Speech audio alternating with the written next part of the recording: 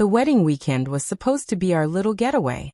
A quiet escape from city clamor and the endless grind.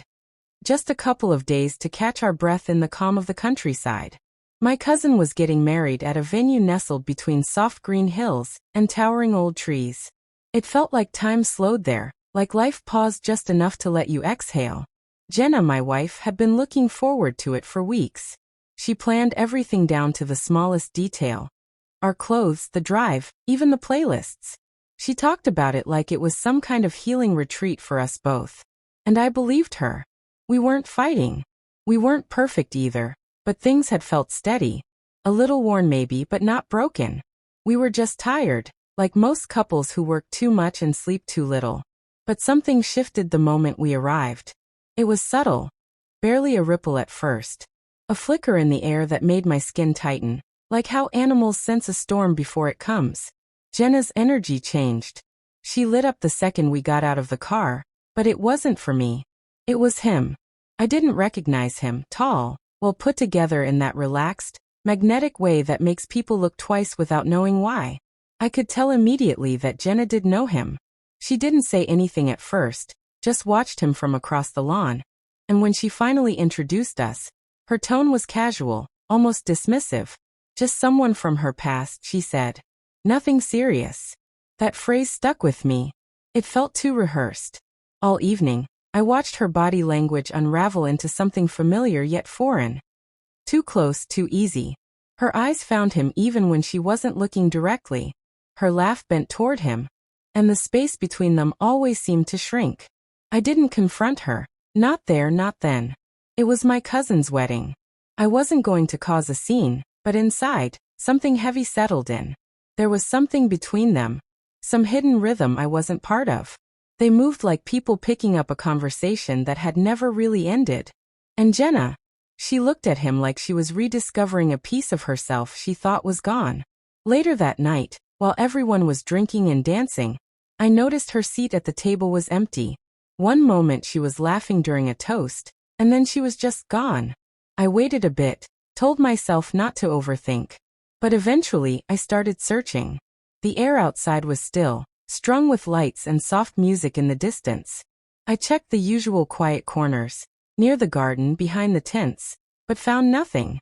Then I heard it. A low laugh, hers unmistakable. It was coming from behind the barn. I followed the sound, heart already clenched, hoping I was wrong even though I knew I wasn't.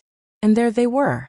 Jenna wrapped in his arms, kissing him like it wasn't new, like it was a continuation, like I'd never existed. It wasn't a mistake. It wasn't innocent. It was deliberate and deep and devastating. I didn't say a word, didn't scream, didn't crumble. I just watched, long enough for it to etch itself into my bones. Then I turned and walked away, back through the lights and laughter, straight to our table, picked up my keys and left. No dramatic exit.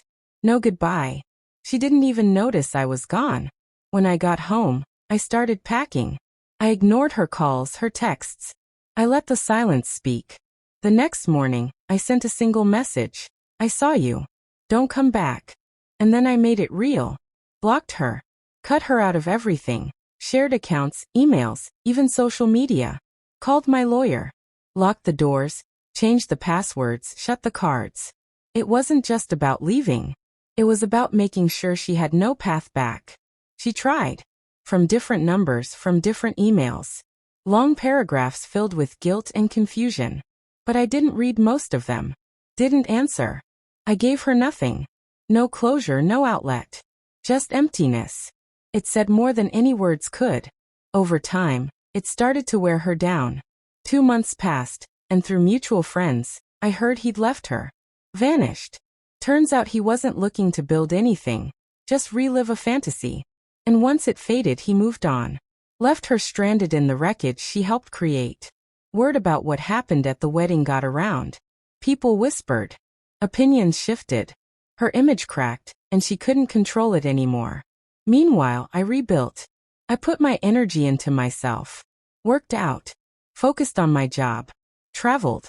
Took time to rediscover the parts of me that had gotten lost in the weight of a relationship that was more habit than happiness. I slept better. Felt lighter. even earned a promotion. It's wild how clear everything becomes when betrayal is no longer fogging your life. Almost a year later, I ran into her at a friend's gathering. She looked worn, not old exactly, just depleted, like someone who had learned lost the hard way. She smiled when she saw me, maybe hoping for a sign of forgiveness. I gave her a cold nod and kept walking. That was all she got. No drama. No revenge. Just consequences. She shattered what we had with one kiss. All I did was make sure she had to live with it. And in the silence I left behind, her own choices did the rest.